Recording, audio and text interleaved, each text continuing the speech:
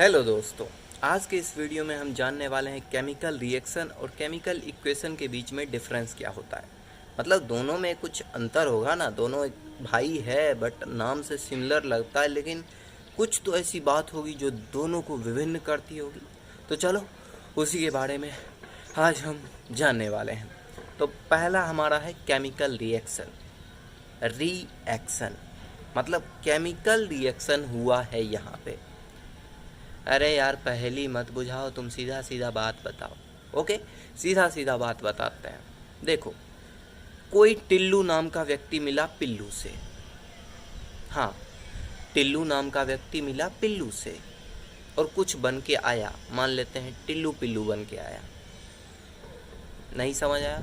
Okay, इसको थोड़ा chemistry की भाषा में समझते हैं। हाइड्रोजन बोले तो H2 मिलता है O2 बोले तो ऑक्सीजन से और फॉर्म करता है H2O यानी कि पानी।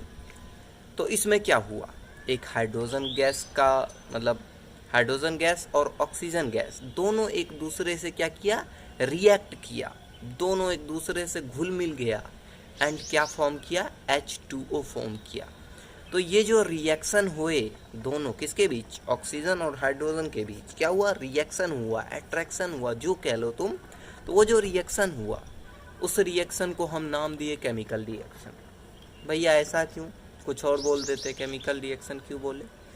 क्योंकि देखो, हाइड्रोजन की कुछ प्रॉपर्टी होगी और ऑक्सीजन की अपनी कुछ प्रॉपर्टी होगी। दोनों मिलके एक सब्सटेंस बनाते हैं जो कि है वाटर बोले तो H2O, जिसकी प्रॉपर्टी इन दोनों चीज़ों के प्रॉपर्टी से भिन्न है। तुम खुद देखो, हाइड्रोजन कौन सी है, गैस है। ऑक्सीजन कौन सी है, गैस है। लेकिन जो पानी बनता है वो क्या होता है, लिक्विड होता है। तो क्या हुआ, स्टेट में चेंज आया। जो रिएक्टेंट थे वो प्रोडक्ट जो बने उनके स्टेट में चेंज आया, यानी एक केमिकल रिएक्शन हुआ। ठीक, तो जब अब आते हैं ओवरऑल कंक्लूजन पे। ओके, जब दो रिएक्टेंट्स या दो से अधिक रिएक्टेंट्स क्या करते हैं, केमिकल रिएक्शन करते हैं। केमिकल रिएक्शन कब होगा, जब वो कुछ केमिकली कंबाइंड होके कुछ नया सब्सटेंस फॉर्म करेंगे, मतलब पुराना वाला गुण छोड़ देंगे। अब तुम इंसान हो, कभी तो बदलोगे। तुम पुराना वाला गुण छोड़ के नया गुण की तलाश में गए, तो तुम मतलब हाइड्रोजन और ऑक्सीजन पुराना गुण अपना त्याग दिया, मतलब हवा वाला गुण त्याग दिया एंड पानी बन गया, H2O बन गया।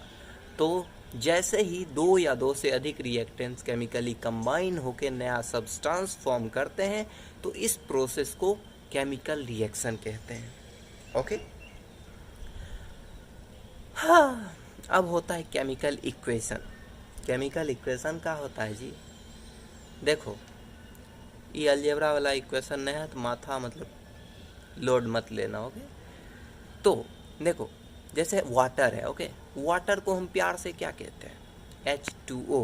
हटो, H2O हटो। तो वाटर को प्यार से हम क्या कहते हैं, H2O।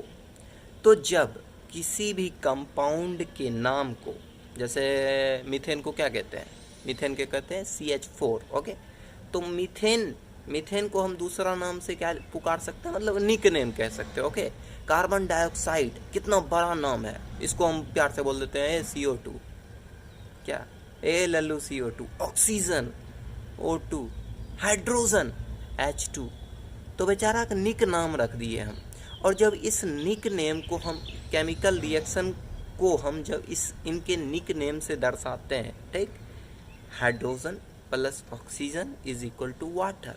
हाइड्रोजन को H2 लिख देते हैं, ऑक्सीजन को O2 लिख देते हैं और तीर का निशान देते हैं और H2O लिख देते हैं। जब कोई भी कंपाउंड के नाम को हम उनके फॉर्मूला से दर्शाते हैं, फॉर्मूला बोले तो उनका निक नेम। ओके, उस चीज़ से जब दर्शाते हैं तो वो जो फॉर्म बन के निकल के आता है उनका, वही केमिकल इक्वेशन कहलाता है।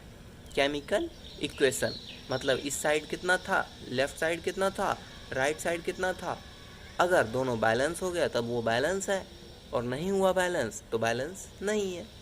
चलो, बैलेंस अनबैलेंस नेक्स्ट वीडियो में देखते हैं।